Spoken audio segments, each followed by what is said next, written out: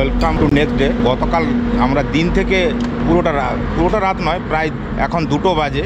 তো আমরা এতক্ষণ ছিলাম এখানে, তো খুবই অ্যাডজাস্টেড ছিলাম, তো সেই জন্য আর কোনো ভিডিও করতে পারিনি। খাওয়া দাওয়া করে আমরা 9:30টায় ঘুমিয়ে গেছি।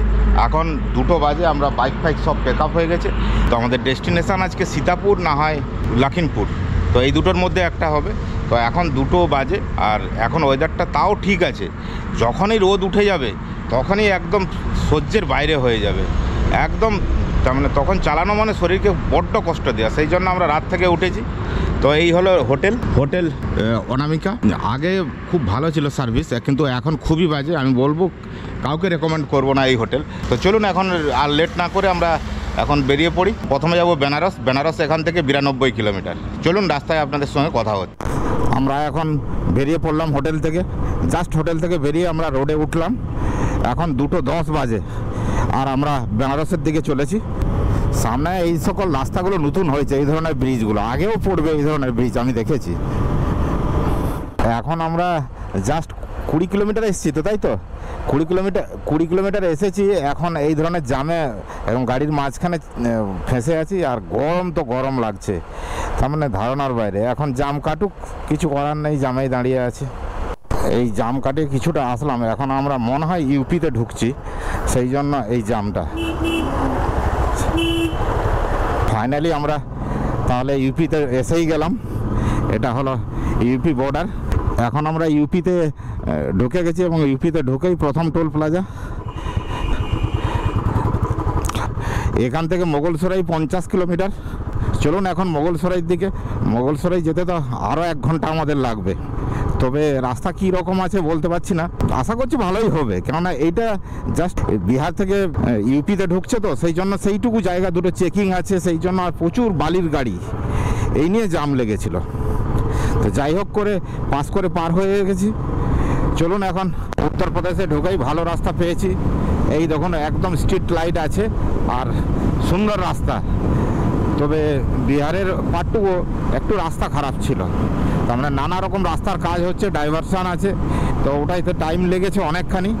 তো দেখি এখন ইউপির রাস্তা, তো এখন দেখছি তো ভালো, কতদূর পর্যন্ত ভালো থাকে, কেননা এই রাস্তাগুলো পুরো টোটাল কাজ হচ্ছে, আর প্রচুর লরি চলে, তো রাস্তাগুলো খারাপ হয়। এই ঢালাই রাস্তা হলে তবুও টিকে থাকে। এখন 3:10 বাজে, আর আমরা বেনারস পৌঁছাতে 30 কিলোমিটার বাকি আছে। অর্থাৎ 1 ঘন্টায় আমরা অনেকখানি এসে গেছি, প্রায় 60 কিলোমিটার মতন এসে গেছি।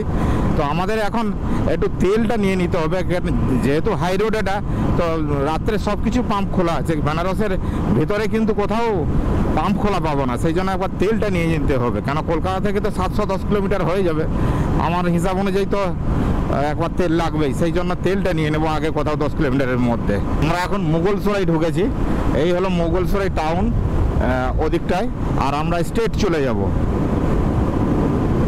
পেট্রোল পাম্পে এসে গেছি এখন। এই হলো পেট্রোলের ভ্যালু 94.63। তো পুরো ফুল করে নিই, তারপর দেখা যাক। তেল নিয়ে আবার আমরা জার্নি শুরু করলাম। মোটামুটি মাইলেজ কিন্তু বাইকের খুব ভালো দিচ্ছে, প্রায় 37-35 মাইলেজ দিচ্ছে এত টানার পরও। আমরা এখন গঙ্গা নদী পার হচ্ছি, বেনারস ঢুকছি। এই হলো বেনারস, এই দিক থেকে এই নদী পার হচ্ছে, কিন্তু রাতের অন্ধকারে কিছু দেখা যাবে না। এই গঙ্গা নদী পার হয়ে আমরা এখন বেনারসের আগে যে টোল প্লাজা, সেই টোল প্লাজা দিয়ে পার হচ্ছি। এখন রাইট 4টা বাজে, আর আমরা এই বেনারসে ঢুকছি। আমরা এখান থেকে সীতাপুরের দিকে যাব, তো প্রথমে সুলতানপুরে গিয়ে আমরা পূর্বাঞ্চল এক্সপ্রেসওয়ে ধরবো। সেই জন্য, কেন ওখানে তো গাছ টাছও নেই যে কোথাও সাইডে দাঁড়ানোর, সেই জন্য যতটা পাচ্ছি তাড়াতাড়ি চলে যাচ্ছি, যাতে ওটা খুব রোদ ওঠার আগেই আমরা ওটা পার হয়ে যেতে পারি। আমরা এখন এসে পৌঁছে গেছি বেনারসের যে রিং রোড 135-এর বি, তো সেটাতে পৌঁছে গেছি। আমরা ওই উপর দিয়েই ঘুরবো, দেখুন এই বাম দিকে গিয়ে আর উপর দিয়েই আমরা ঘুরে যাব। সুলতানপুর এইওয়ালা রাস্তা কি না? সুলতানপুর, চলো। আমি জানি এটা দিয়েই যাওয়া হয়, তবু একবার কনফার্ম করে নিলাম, কেন রাত্রের সময় ভুল হলে আবার বিশাল প্রবলেম, আবার ফিরে আসতে হবে, তাই একবার স্বাভাবিক জিজ্ঞেস করে নিলাম। আমরা এখন লখনৌ যাওয়ার রাস্তা ধরে নিলাম। জাস্ট ওই রাস্তাটা সোজা চলে গেছে কানপুর, আর আমরা ঘুরে এইটার উপর দিয়ে চলে যাব আমরা সোজা প্রয়াগরাজের দিকে। তো আমরা তো প্রয়াগরাজ যাব না, আমরা যাব লখনৌ। এই রাস্তাটা সোজা চলে গেছে বেনারস রিং রোড। তো আমরা বাঁ দিকে নেব, বেনারস লখনৌ যে রোড আছে নেব, NH-31। তো এই সোজা রাস্তাটা ছেড়ে আমরা বাঁ দিকে ঘুরে যাব। জাস্ট উপরে ফ্লাইওভারটা দিয়ে যে রাস্তাটা গেছে ওটাতেই উঠবো। তবে এখানে একটু ছোট্ট টাউনশিপ আছে, এই টাউনশিপটা পার হয়ে গিয়ে আমরা উঠবো। দেখুন এই রাস্তাটা তার মানে ভোরের সময় বলে ফাঁকা আছে, না হয় দিনের সময় হলে প্রচণ্ড পরিমাণে জাম হয়। তবে এই জায়গাটা ভালো লাগবে আর কি, পরিষ্কার পরিচ্ছন্ন আছে, ছোট টাউন, কোনো প্রবলেম নেই। তো চলুন আমরা রাস্তায় এখন উঠেই যাব। Sultanpur 135 kilometre, Lucknow 269 kilometre. এখন সুলতানপুর গিয়ে পূর্বাঞ্চল এক্সপ্রেসওয়ে ধরবো। তো আমরা 135 কিলোমিটার এখন সোজাই যাব। এই সূর্যি কাকা উঠা আরম্ভ হলো আর আমাদের মাথায় দেবে একদম বাড়ি। জাস্ট উঠা আরম্ভ হয়েছে অল্প অল্প। তো এখনই যত টাকারই চলে যাব, কেননা দুপুরে তো আমাদের কোথাও না কোথাও রেস্ট নিতেই হবে। এই টেম্পারেচারে চালানো খুবই চাপ, তো কিছু করার নেই। এখন এই টাইম ছাড়া তো আদি কৈলাস দর্শনও হবে না, সেই জন্য এই টাইম চয়েস করা। এই রাস্তার উপরে প্রথম টোল প্লাজা এটা, ন্যাশনাল হাইওয়ে অথরিটি আমাদের। তো এটা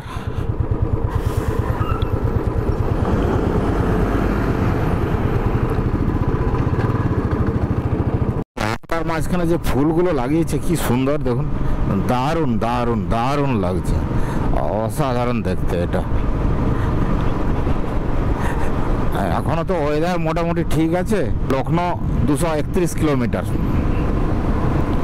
এখন 7টা বাজে আর আমরা সুলতানপুর পৌঁছাতে এখনও আমাদের 40 কিলোমিটার বাকি আছে। আমরা আবার একটা টোল প্লাজায় চলে আসলাম, জাস্ট সুলতানপুর থেকে 40 কিলোমিটার আগে।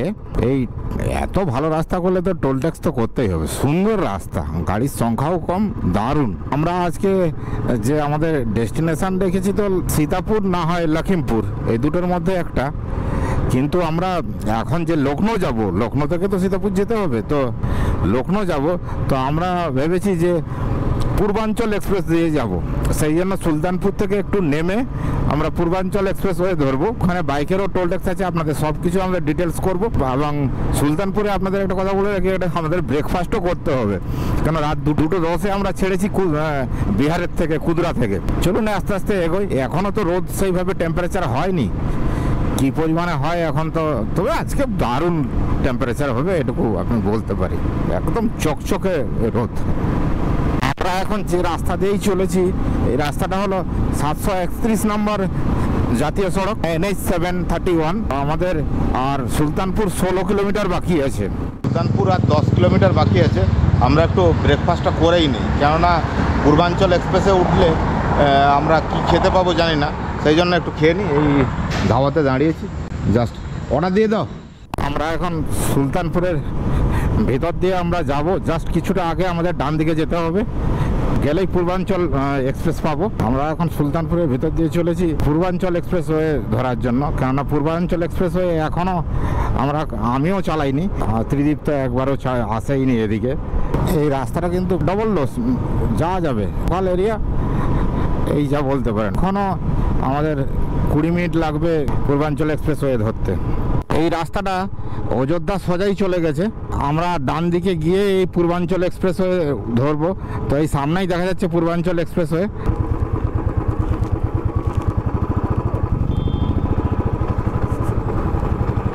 এখন আমাদের পূর্বাঞ্চলে যাওয়ার জন্য টোল দিতে হবে।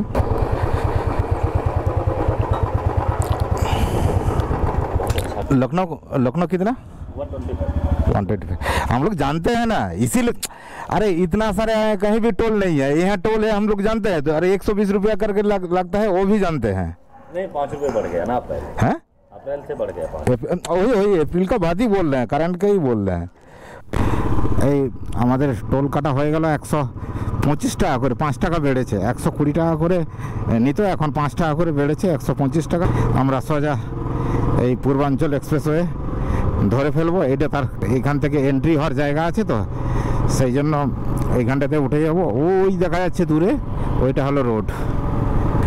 পূর্বাঞ্চল এক্সপ্রেসে আমরা এই এন্টার করছি। একদম নতুন রোড। আমি এই ফার্স্ট টাইম এই রোডে উঠেছি। লখনৌ এখান থেকে 123 কিলোমিটার, কিন্তু 2 ঘন্টা 28 মিনিট দেখাচ্ছে।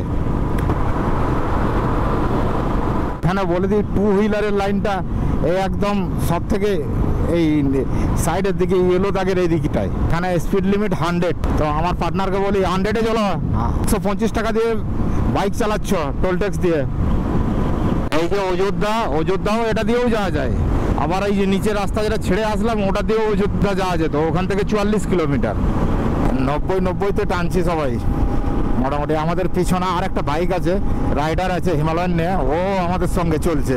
এখনো তো জিজ্ঞেস করিনি কোথায় যাবে কি করবে, তবে আমাদের সঙ্গে সঙ্গে পিছনেই আছে। তো আমরা 90 একটা স্পিড ধরে রেখেছি, কেননা এত ভালো হাই রোড, এতে 90-তে না গেলে রোডটাকে অপমান করা হবে। দারুণ রোড। তবে আমি তো এই রাস্তাও গেছি এবং আগ্রা লখনৌতেও গেছি, তবে আমার মনে হয় আগ্রা লখনৌটা এর থেকে আরও ভালো। 2 হুইলারের লাইন এটা বলে, এটা কিন্তু লেখা নেই কোথাও, কিন্তু যমুনা এক্সপ্রেসে লেখা ছিল যে 2 হুইলার। আপনাদের এই পূর্বাঞ্চল এক্সপ্রেস সম্পর্কে একটু বলে দিই। এটা হলো ইন্ডিয়ার 3rd লার্জেস্ট এক্সপ্রেসওয়ে। তো এটা 2021 সালে নভেম্বর মাসে এটা ওপেন হয়, আর এটা দূরত্ব প্রায় 340 কিলোমিটার। এই রাস্তা গাজীপুর থেকে লখনৌ পর্যন্ত এসেছে। আমরা এখন পূর্বাঞ্চল এক্সপ্রেসওয়ে দাঁড়িয়েছি প্রায় 50 কিলোমিটার এসে। এই পেট্রোল পাম্পে পেট্রোল দুটোই বাইক ফিল আপ করলাম, আর আমরাও একটু ডিহাইড্রেশন হয়ে গেছিলাম। জল ফল খেয়ে একদম পুরো রেডি হয়ে গেলাম। আর 70 কিলোমিটার বাকি আছে, এখন চলে যাব, দিলে লখনৌ পৌঁছে যাব, তারপরে আমরা সীতাপুরের দিকে যাব। তো খুব এনজয় করছি পূর্বাঞ্চল যে এক্সপ্রেসওয়ে, কিন্তু গরমটা না হলে আরও ভালো এনজয় করতে। তো চলুন, আর লেট করবো না, যত দাঁড়াবো তত লেট হবে, এবং লু বইতে আরম্ভ করেছে। এখন 10:30 বাজে। এখন লখনৌ পৌঁছতে 10 কিলোমিটার বাকি है ना দাদা? লখনৌ পৌঁছনে में লখনৌ পৌঁছে গেলাম।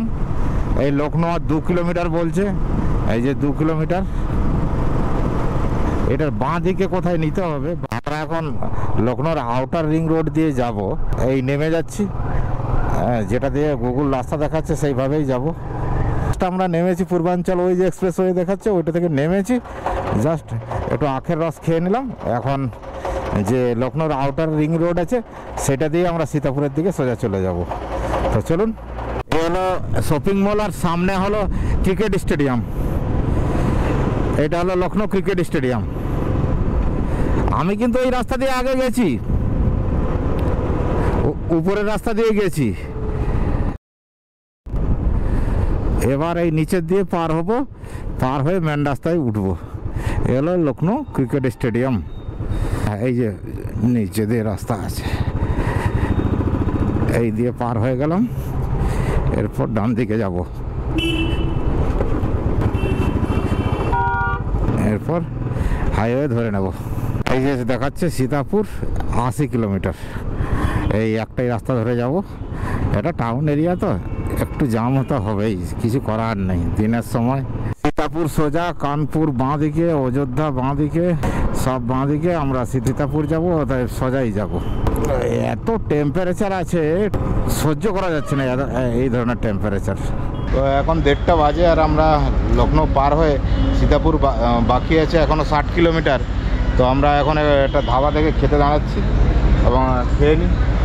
খাবার আর দেখাচ্ছে না, যা গরম, তার মানে কিছু করতে ইচ্ছে করছে না, এত গরম। চলুন খাওয়া দাওয়াটা সারি।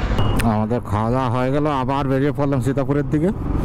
সীতাপুর থেকে আবার লখিমপুরে যাব। আমি মাস্কটাও পরে নিয়েছি, তো হয়তো কথাগুলো একটু অগোছালো লাগবে, কিন্তু কিছু করার নেই, এই গরমে না হয় সহ্য করা যাবে না। যা রোদ্দুর, ধারণার বাইরে, আর যা টেম্পারেচার। জ্যাকেটটা শুধু বাইকটা চলছে বলে, না হয় সেটা জ্বলে যাবে। আর সীতাপুর আর বেশি দূর নয়, সীতাপুর আর 19 কিলোমিটার, এবং সেখান থেকে লখিমপুর আর আপনার লাগবে 1 ঘন্টা। তো এই হলো আমাদের আজকে টোটাল জার্নি হবে। তো চলুন প্রথমে সীতাপুর পৌঁছাই। তো এখান থেকে লখিমপুরের দূরত্ব ওই 53 কিলোমিটার মতো, আর টাইমও লাগবে ওই 53 মিনিট মতো। তো চলুন, 1 ঘন্টা যেতে আর কতক্ষণ সময় লাগবে। মাঝখানে যদি পারি একটু দাঁড়াবো, একটু ওয়াটার ব্রেকও নেবো, একটু চা ফাও খেতে ইচ্ছে করলে খাবো। লখিমপুর 43 কিলোমিটার, আমরা 43 কিলোমিটার আর যাব। এখন লখিমপুর পৌঁছে গেছি, এখন আমাদের হোটেল খোঁজার পালা। দেখি আমরা তো বাঁ দিকেই যাব পিথরাগড়ের দিকে, তো বাঁ দিকে ঘুরেই দেখি কোনো যদি হোটেল থাকে তাহলে সেখানেই থাকবো। এই যে সামনে দেখছেন সোজা রাস্তাটা চলে গেছে, এটা লখিমপুর সিটিতে গেছে, আর বাঁ দিকে যেটা রাস্তাটা গেছে, যে ফ্লাইওভারটা গিয়ে রাস্তাতে মিশেছে, ওটা পিথরাগড়ের দিকে গেছে। আজকের দিনে টোটাল আমরা 535 কিলোমিটার জার্নি করেছি। তো এখন খুবই টায়ার্ড, রাত থেকে উঠেছি, তো এখন হোটেল খুঁজি। আর তো আমার ভিডিও অনেক লম্বা হয়ে গেল, তো কোথায় থাকছি কি ব্যাপার সব আমি পরের ভিডিওতে ডিটেলস করবো। দেখা হবে নেক্সট ব্লকে, বাই।